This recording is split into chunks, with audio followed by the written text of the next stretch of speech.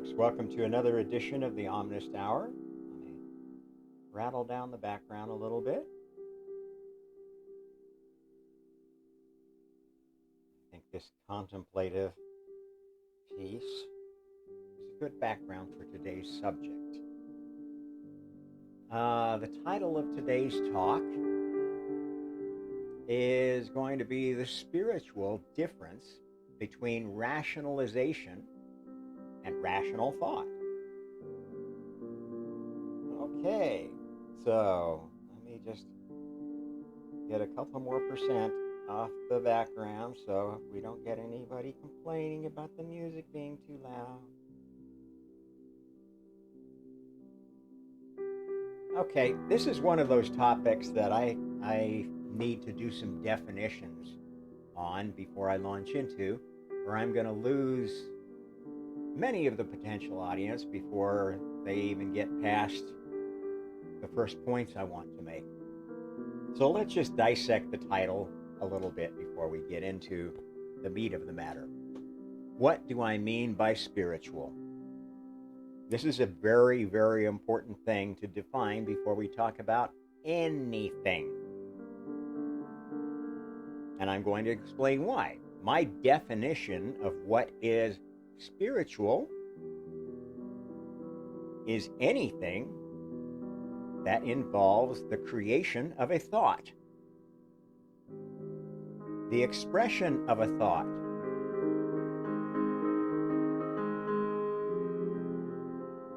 the actions taken because of thought. Those are all spiritual things. For those of you that say, I don't believe in spirituality, I'm an atheist, I'm sorry, but you have a brain. You must admit you have a brain. Even if you don't admit you have a soul, you must admit that you have thoughts. And you are most certainly going to admit that your thoughts don't always just manifest because of chemical reactions in your body. You actually think about things. You think, well, I just woke up. Do I go back to sleep again, or do I stay up another, or I get up and go brush my teeth, or turn around and kiss my wife, or et cetera, et cetera, et cetera. You're constantly thinking and making decisions. And by my definition of spirituality, you are engaging in spiritual activities, even if you aren't aware of it, even if you won't admit it. Okay, so this talk is for you, especially the deniers of spirituality, the deniers of ego, the deniers of soul,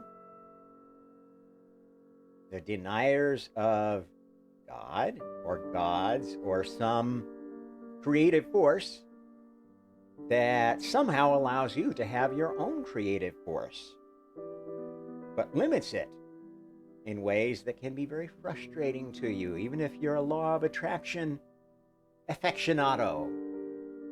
You don't always get what you want, do you?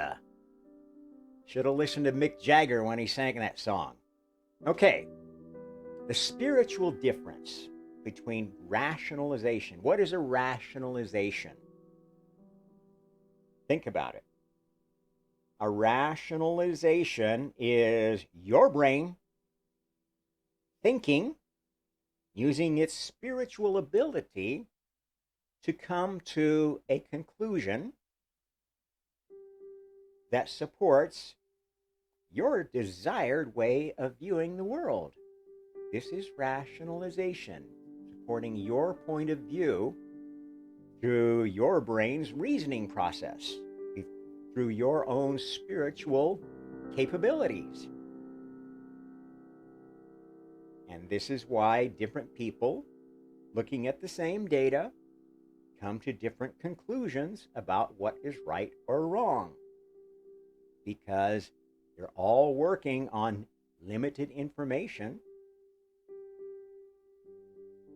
due to the vagaries of sensory apparatus and the processing, the filtering that our brain does. And if you think your brain is the only processor that is doing everything for you, I'm sorry, this is a lie. This is not true. You may think that because you are a very low-level soul and you're not aware of how souls really work. You're not aware that your soul is not your brain, nor is it your heart, nor is it any of the other undersouls that are closely allied with different parts of your body. You are the oversoul of the whole body. And you've got to deal with a much larger kingdom, or republic, if you're more egalitarian, than just managing your brain, managing your heart. And this is where a lot of the fallacies of rationalization come in, because many of us are stuck in a mode of thinking where we only want to listen to one voice, one ideology, one God, one narrative. This is rationalization. And the forces outside of you, those other oversouls of the universe, like to control people through rationalization. This is what news is all about. Commercial programming is all about. Nobody, out of the kindness of their heart, is putting content in front of you with no motive. They are hoping to pull you into their sphere of rationalization. I am too. Freely admit it. Which is the difference between somebody that really wants to help you and somebody that wants to control you. I have an agenda. I justify it through my personal experiences, through my research, through rationalizing the gaps between those and what I don't know. And if you've known Rob Trump for any length of time, you know that I change my rationalizations based on new information that I cannot disregard. And I have changed many, many, many times. This is the mark of somebody who embraces omnism, which is the topic that I talk about. That's why we call this the Omnist Hour. Okay, so what is rational thought then, if it isn't rationalization? Rational thought is omnist thought, honest thought. Okay? Rational thought says, here's what I know, or I think I know. Here is the problem that's vexing me. How does what I know connect to a reasonable solution, a defensible solution to understanding what I don't know? This is the process of rational thought. This is the process behind scientific thought, real science, not pseudoscience. Real scientists do not reject all spirituality out of hand because I'm a materialist. There's an incredible amount of evidence for the spiritual world. And you only have to go dig and find it and respect the work of other scientists instead of denigrating them because they don't conform to your rationalizations, to your prejudices.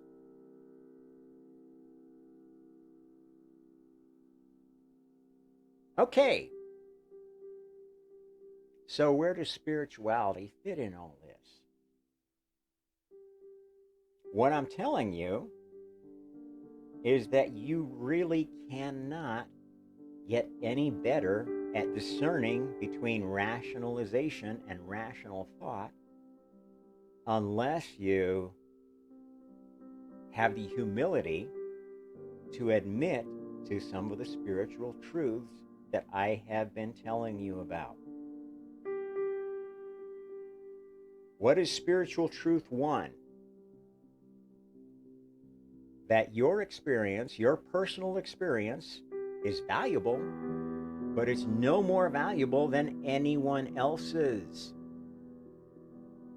Just because you've had no strong evidence of spirituality in your life doesn't mean it doesn't exist. This is a logical fallacy. This is the logic of a 2-year-old. Because I don't see A doesn't exist. Any basic understanding of the principles of logic are violated by that kind of thinking.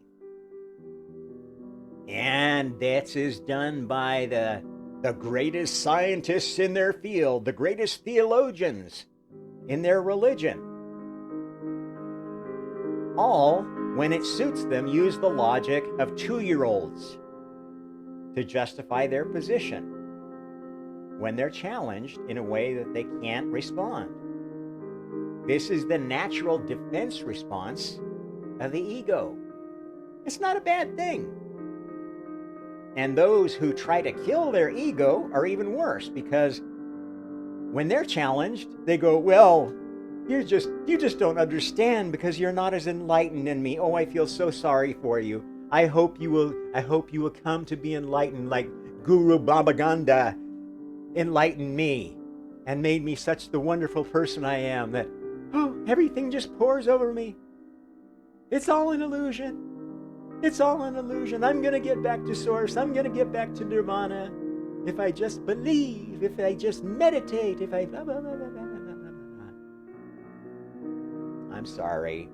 I'm making fun of you, but I'm doing it for your own good, because you're exhibiting the logical behavior of a 2-year-old. And virtually every human being, in some dimension of their thinking, never grows out of the terrible twos. This is another spiritual truth. Every soul has its blind sides. And this is why we reincarnate. This is why we have karma. Because until we can face those blind spots, we're going to keep making the same mistakes all through our life and all through many lives, all through future incarnations. And we're never going to grow up spiritually, at least not in a holistic way. And this is how some people, some souls who are capable of a higher level, the God levels of spirituality, which I talk about, never get there. Because you cannot get to the God level without being a well-rounded soul. Not anymore. You used to be able to be the god of war if you could kill all the other gods and make them stay dead long enough for your tribe to win on Earth.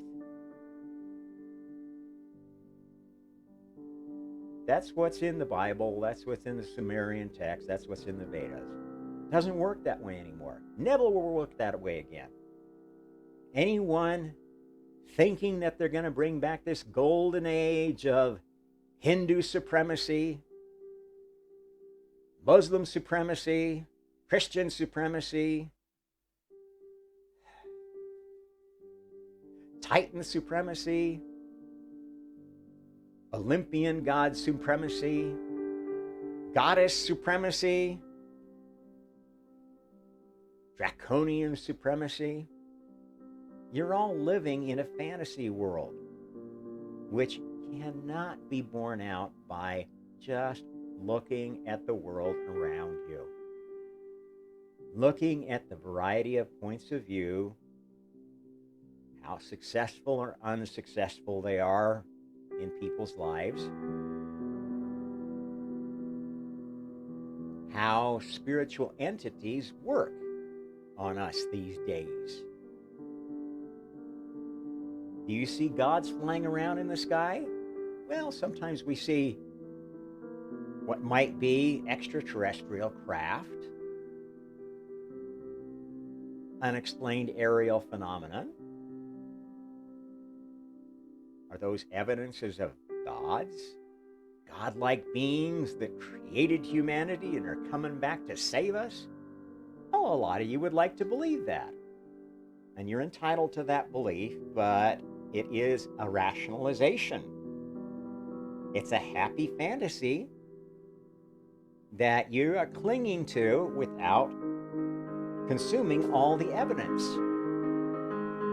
What evidence are you talking about, Rob? Well, for instance, if these wonderful, godlike aliens really wanted to help humanity, really were interested in the welfare of the average person, they wouldn't be letting us scrabble around trying to get some globalist corporate asshole to send us enough food and stuff to survive for the next year. Not unless they were on the wrong team, and then there's certainly not any gods I'd want to worship. Same thing with your almighty authoritarian, micromanaging, powerful friend that some people think God are. This is a rationalization, which is absolutely unsupportable by real evidence all around you. This is why atheists are so successful debating Christians and Muslims and Jews, because your idea of God as this almighty micromanager of the universe cannot be sustained by any rational argument. It's easy to poke holes in it. Well, if God has so much power, then why does he let evil happen? Therefore, God must be evil if he exists, and therefore, I don't think he exists, which is the atheist rationalization. Neither side is willing to consider the truth that they see all around them, that each soul, each individual consciousness is a creator,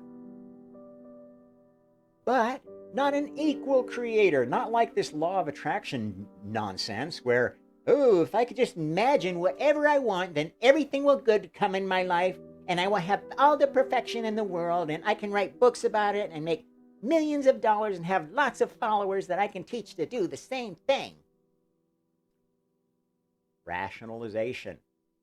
Rationalizations are especially powerful when they fuel your ambition, fuel your desire for material success. And to the extent that they work, to the extent that your books sell, your podcast becomes popular, you get a lot of followers, like, share, subscribes, you may think that you found the answer. But if you don't root it in spiritual truth, you're setting yourself up for a fool's paradise. Because the truth is that there are limits on everything. There are laws that restrict what happens in the multiverse. Those laws have local variations in individual universes, on individual planets, in individual societies, based upon the prevailing spiritual energies of that little locale of the multiverse. But unless that little locale's energy becomes strong enough to invade the rest of the multiverse with a new idea, a new law, those other laws are still prevailing elsewhere. And let me tell you, the new laws, new rule, as who is it? Bill Maher likes to say, or was that Jon Stewart? Now that is maybe very funny, but it is an exhibition of spiritual narcissism.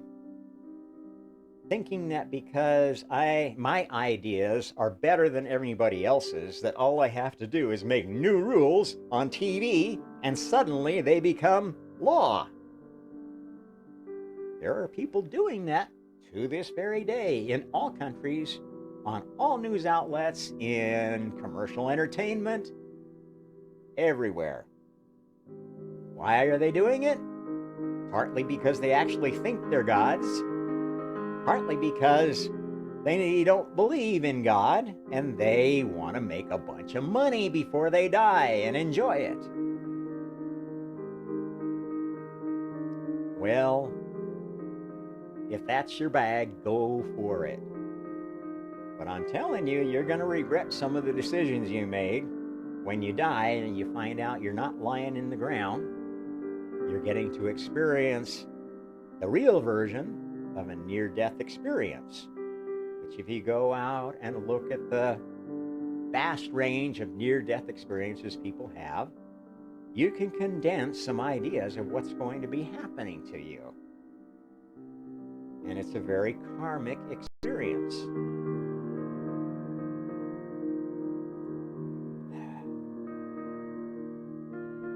Let's just, where do I want to go from here? I've almost exhausted this topic, but I feel like I just need to review for some of you what happens when you let rationalizations win out over rationality from a spiritual standpoint. Okay, so let's first take the scientific route. If you spend your life exerting spiritual energies which are very disharmonious with the little corner of the multiverse you live in, you spread ideas that just absolutely don't work there. From a human standpoint, you spread ideas that just are completely inconsistent with human nature, like communism, like unrestricted capitalism, anarchy, libertarianism, all of these extremes of human political perfection that people are clinging to. These are inconsistent with human nature. They are inconsistent with the souls that are inhabiting the human vehicles, leading human vehicles in this time. And if you study our history, both written and oral, and what people think of as mythology instead of history, you will see that humanity and the species that created it, hybridized with it, manipulated its DNA, were also very imperfect souls. Not all of them. There were some souls remembered in history who exhibited godlike behavior, the ability to truly be impartial in their dealing with the world around them. Not pushovers for anybody by any means, but able to sort out what real good was and what real evil was, and speak truth to power. Both concentrated power among rich elites and this dispersed power of the masses. There is no real messianic figure in all of human history that thought monarchy, absolute authoritarianship of anybody, no matter how enlightened, was a good idea. There is no messianic figure in all of human history or other species' history that ever thought mob democracy was a good idea. Any real messiah of organization And organizing souls is the most important organization you have because souls are immortal. It's much more important than organizing human beings for the short amount of time that they're going to be on this planet before they reincarnate. But even that's important. And the people that have approached government in a godly way, wanting to make a government that worked within the bounds of human nature, that understood that humans were imperfect vehicles. Not everyone was cut out to be a statesman. Not everyone was cut out to be a leader. Not everyone was going to come to a decent decision about who to vote for if they were being teased and tempted by gifts, by sweet little lies, etc. This is why the United States ended up with a constitution. This is why we ended up with two houses of Congress. One which favored the most populous states, one which favored the less populous, less explored, but least exploited states that had the most untapped resources. These men were very wise. Were they perfect? No. And they made a lot of compromises. They made a lot of mistakes. At their time, journalism, at least as far as they understood it in their own country, their own new country, prototypical country, they didn't understand the power of press. They thought journalism was a good thing because it was exposing locally what was going on in England that was affecting them, and selectively showing them the dark side of the mother country. What they didn't realize is that much of the press that was going on in the US at the time was actually being funded by France, which was in the midst of its own revolution, which was a much more fascist communist revolution than the United States had. The US didn't have to have the experience of soldiers or thugs coming to your house, stealing everything you had, and hauling off your parents to the guillotine. That happened in France. It happened again and again and again as the power structure behind the revolution changed. Because the French Revolution had no soul. It was based upon anti-religious thought.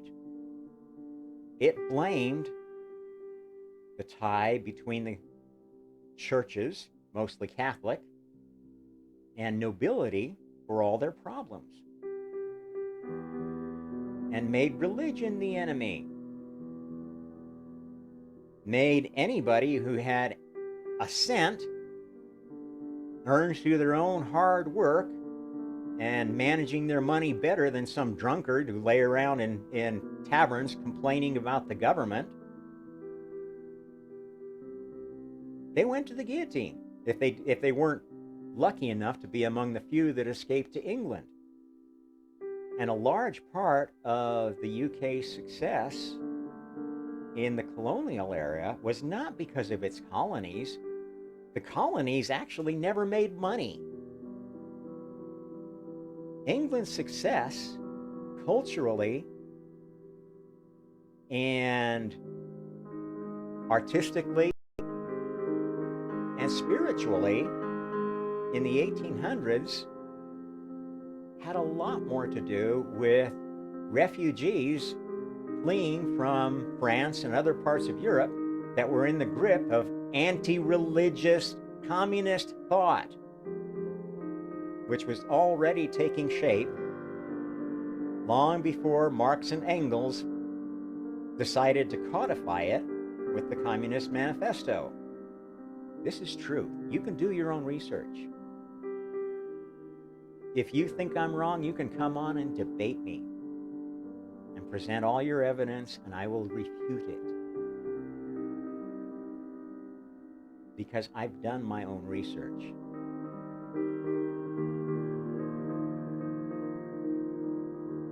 Rob may sound like a preaching asshole to some people. That's fine. I'm guilty as charged. I'm very sure of what I'm telling you because I am very thorough in my research. And I have been blessed with having the most incredible spiritual life I've ever heard of. And this informs everything I do now.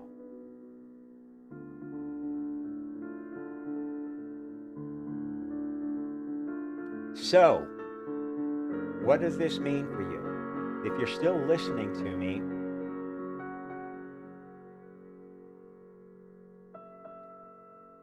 it means that really at this point, it's all about what you do with your choices.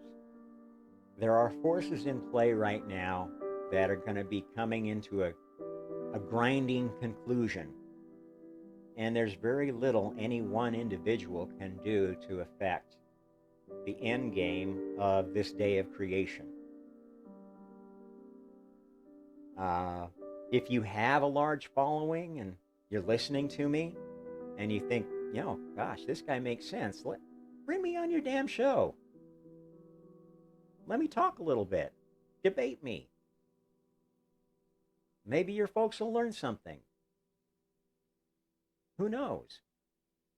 This is about the only way we're going to affect a change. And to be honest, almost every echo chamber of partisanship I see out there, and I follow many sources. I follow, if you've seen my postings on Facebook, you know that I follow news sources all over the world, and I don't take anybody's story as gospel. I check it against my own experience, against what I know about human nature, and I question almost everything. I question almost everybody. That's why, I don't know, maybe I don't have many friends on Facebook of the 3,000 that have either sent me requests or accepted mine. I would like to engage with the world before the world as you know it comes to an end. Because I know the worlds that are coming. I know how the multiverse works. I know what is going on with this universe and the anti-universe that began what they call the Big Bang, which might have been one of many Big Bangs, because it takes a long time to get things perfect. I know why and how. There are more than just those two universes now, and we're in more of a multiverse, not a duoverse. And this is all going to be proven, or is in the process of being proven, by physicists and researchers in other areas that are finding that they must consider quantum elements in their own fields to make sense of new data. Send them to debate me. You don't like what I'm saying? I'd love to be discredited by an expert. We need to have these conversations. These are the only things that are going to save some souls that are already bound for a very dark future. And at this point, we're doing it for them.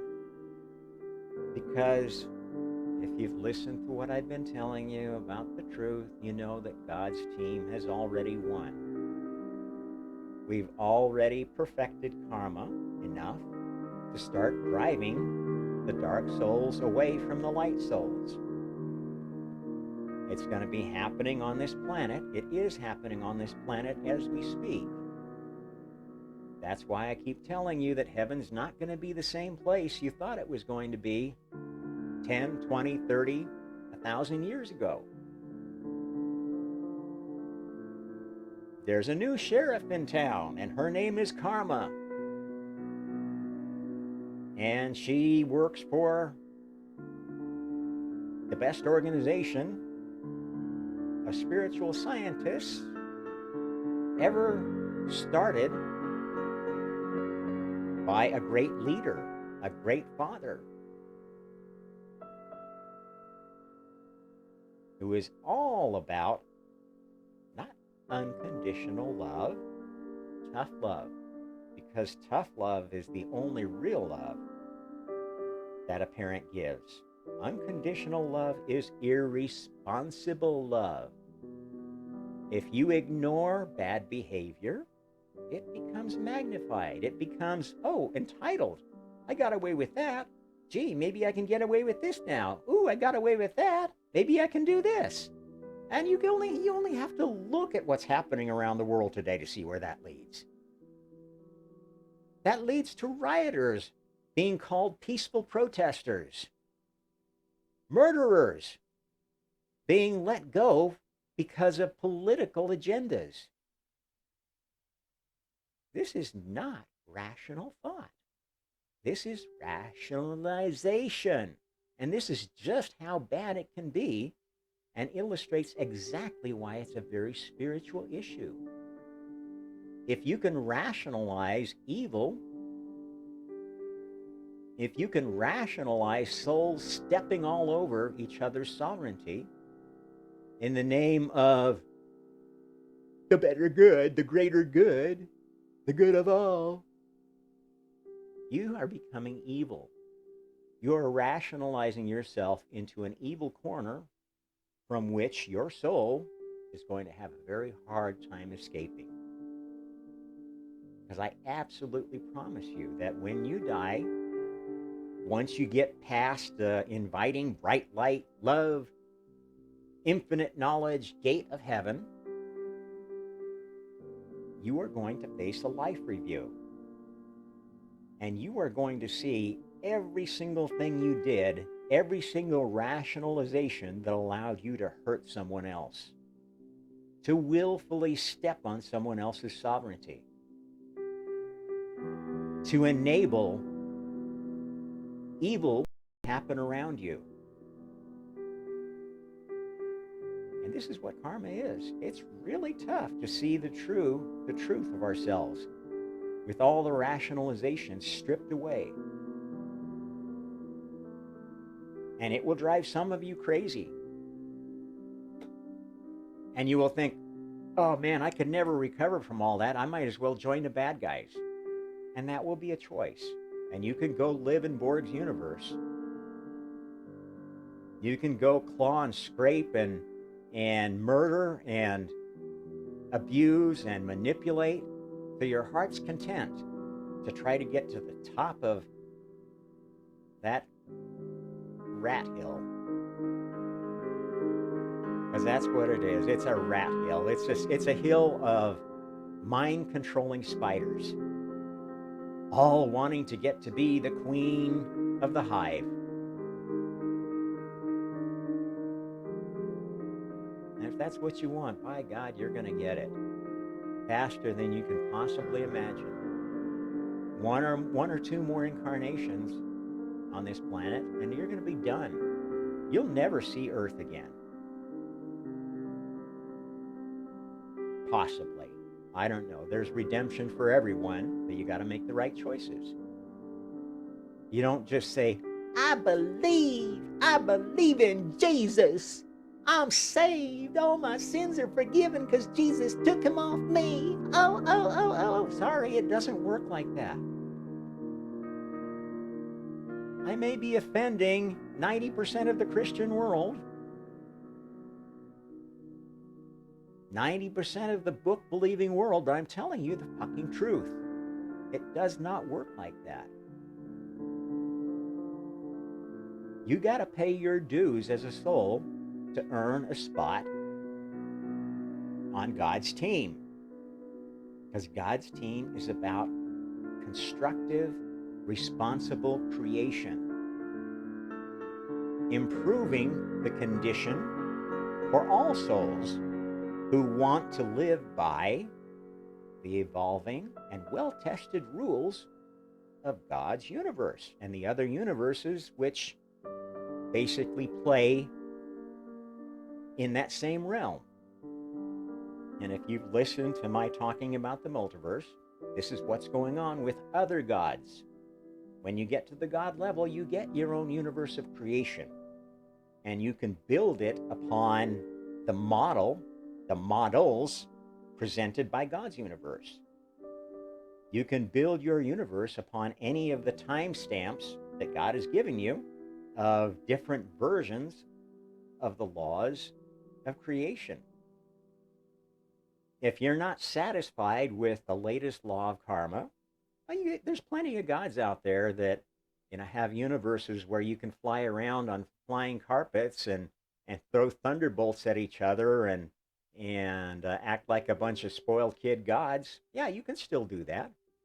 And to the extent that you're doing it in the universe of one of the gods or goddesses that maintains that universe as a learning tool, teaching souls why that didn't work, why you don't necessarily want to go backwards to some imaginary golden age, teach you to move forward and move closer to the current rules of the multiverse, which is the latest timestamps of God's universe. This is how time works. Go back and listen up again, my sessions on time.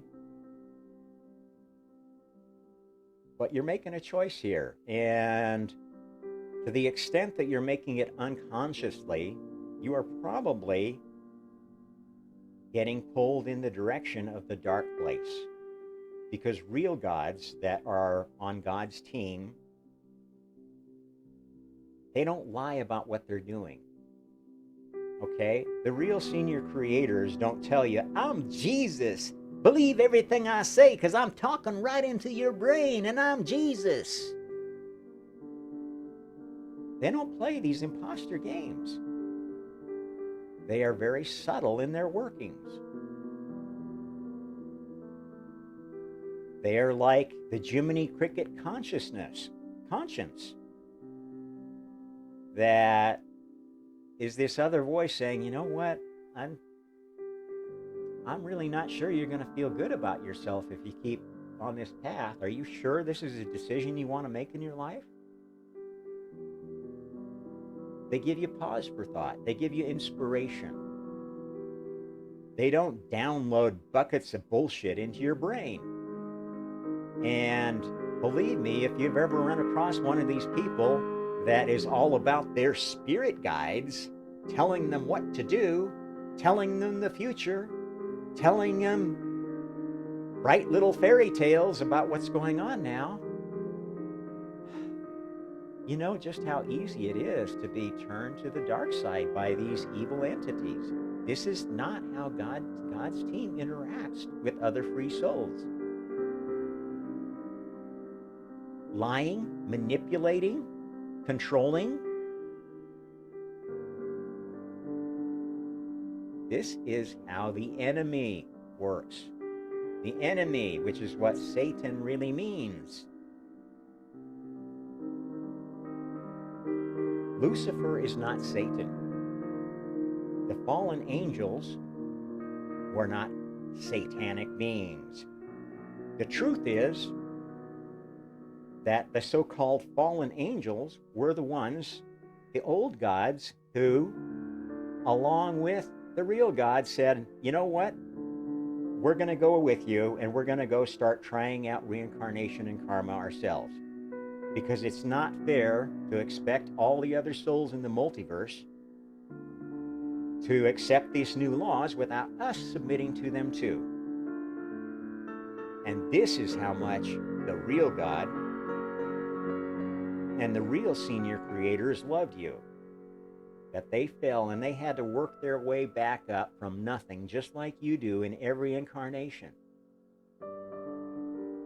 They forgot everything too, most everything, through reincarnation karma, reincarnation amnesia. They earned karma.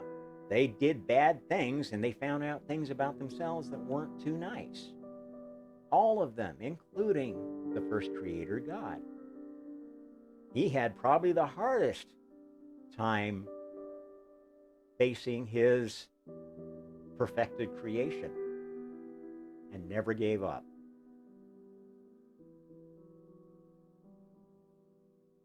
This is the truth. This is the gospel truth. And you can find it if you look in any religion. If you just look beyond the elitist bullshit, the stuff that was added to allow priests, popes,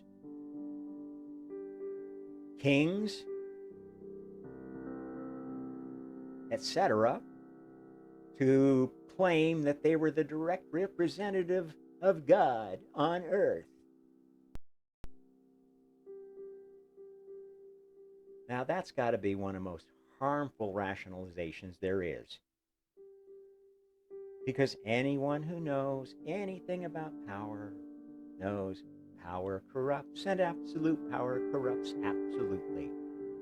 And the greatest king in the world, the greatest emperor in the world, the greatest pope in the world is going to have children, is going to have relatives. Oh, the greatest prophet, Islam. Look at what you did with Muhammad's teaching. Within a generation, you were fighting over who was the right descendant of the prophet, leader of the faithful. You're all just as guilty of harmful rationalizations. And you've carried them forward for centuries, never questioning, making them worse. The Crusades, the jihads, the world wars, wars to end all war. My God, you got to stop being so stupid. You're better than this. You were created for better than this. Humanity was created to be the best God species yet. And we will be. Those of us that are left and haven't sent their souls hightailing it over to Borg side, or to Borg worlds elsewhere, or to lesser species. The war's already over. And you're still fighting skirmishes, selfish skirmishes, thinking that your tribe's souls are better than other tribes' souls, when you're all guilty of evil rationalizations.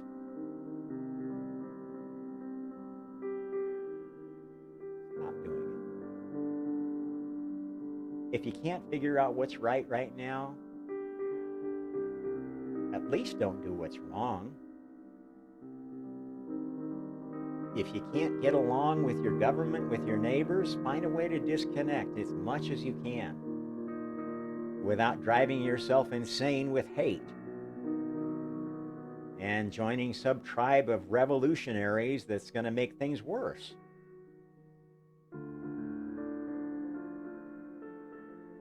Well, that's my message for today. I hope it was useful. This is again Rob Trump for the Omnist Hour. Like, share, subscribe, interact in any way you like. Ignore it if you want. My path is already set. And what I'm doing right now is what I've always done, trying to help everyone around me in the best way that I could see at the time. And hoping that my trials and tribulations on this earth in this incarnation are going to end sometime before too long. Because I know what's coming, and it's hard to stay here. I mean, it's really hard to watch what's going on and know it didn't have to be that way.